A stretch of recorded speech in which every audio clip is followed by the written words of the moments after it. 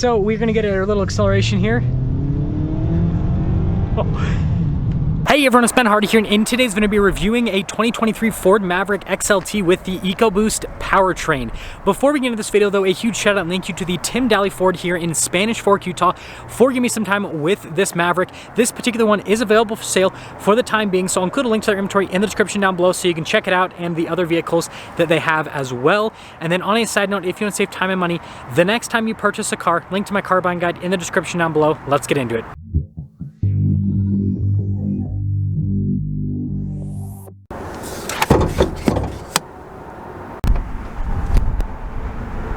So under the hood, we have a turbocharged 2-liter 4-cylinder paired to an 8-speed automatic transmission.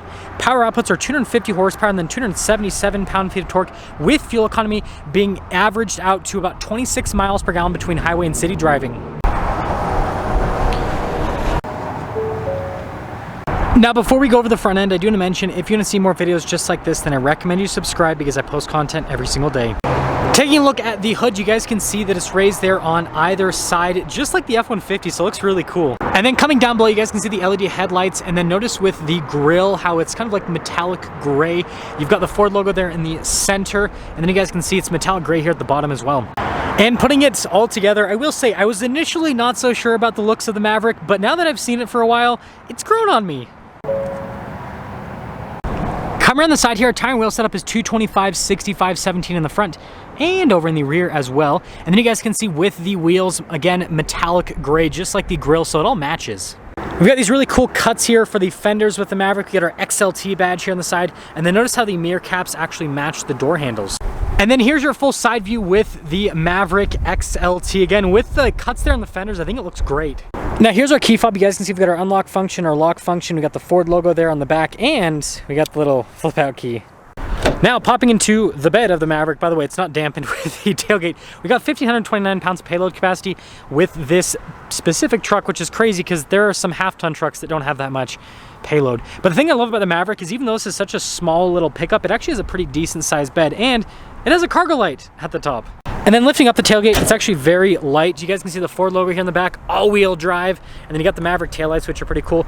Now, this one doesn't have the tow package, so that means this one's probably going to tow about 2,000 pounds is the base rating. Now, if you do get the tow package equipped with the Maverick, you can tow up to 4,000 pounds. And finishing things up, again, in Area 51, I really like how this truck looks. It's just, it's really cool in the blue, I don't know. Now taking a look at the door panel here in the rear, you guys can see all of the blue, and then this is actually padded right here, and then you got orange, and then look at the white background. That is so sweet. And then here are the seats. You guys can see the cloth here, and then look at the stitching as well. And then this is really cool. You got this little like latch right here, and then that will actually allow you to pick up the seats. You got more storage underneath. And then legroom here in the back of the Maverick is actually really solid. It's bigger than a lot of mid-sized pickup trucks, frankly. And then we have a little charging port here, and then notice we got a little storage pocket. Headroom back here is also great. And we got a cup holder armrest. Now taking a look at the front door panel here, you guys can see the padding, and then look at all of our window controls right here, and then you got the white background with the orange yet again. And then with the mirrors, they actually have little convex mirrors that are supposed to help out with visibility. And then you guys can see with the front seat, notice with the white here, and then you can see the blue down below, and then the seat is manually adjustable. You got the 2X pull for the hood latch release.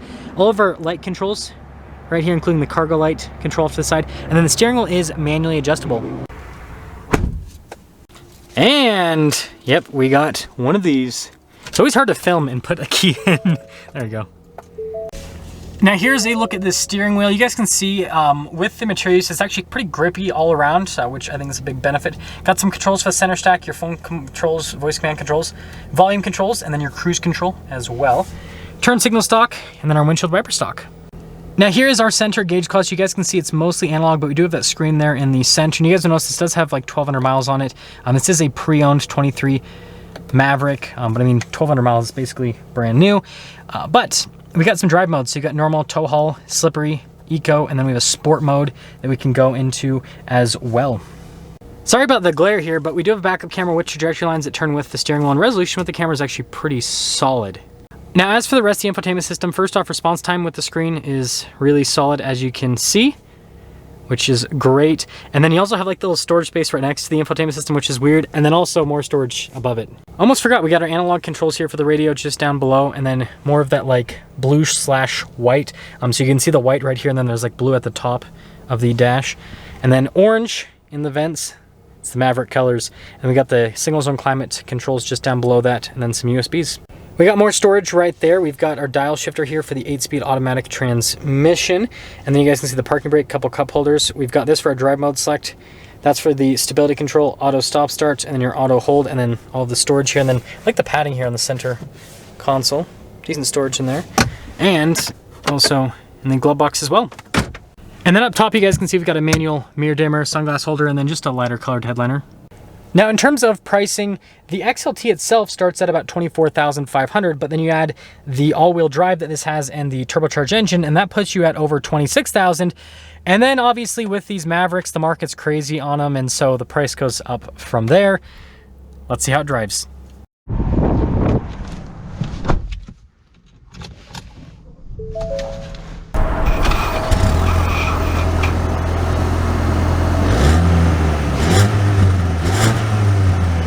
Well, let's talk about visibility before we set off. Here's your visibility over the hood, both of the mirrors. Run through the rest of the rear. And Maverick away. So I just reviewed a hybrid yesterday. And so in this video, I want to talk about whether you should go EcoBoost or hybrid with the Maverick. And answer might surprise you. We got to put that in there so you guys watch the driving portion. Also, that's a pretty cool Jeep. I'm not super familiar with all the different generations, so I'm sure someone in the comment section below will mention which generation of Wrangler that is. I just like the, I don't know, like obviously all Wranglers pretty much look the same, but also they don't. I just like how that's shaped. But anyways, first off, these seats are actually really comfortable, so I think that's a big benefit. Good torque out of the EcoBoost so far. Obviously, we're barely moving, so like we'll see what happens when we actually get up here. This will be nice to see how the suspension performs. I wonder if that's a Wrangler thing to drive like super slow, by the way. Actually, I know it is. I own a Wrangler. Yeah, good, like just like low end torque with this.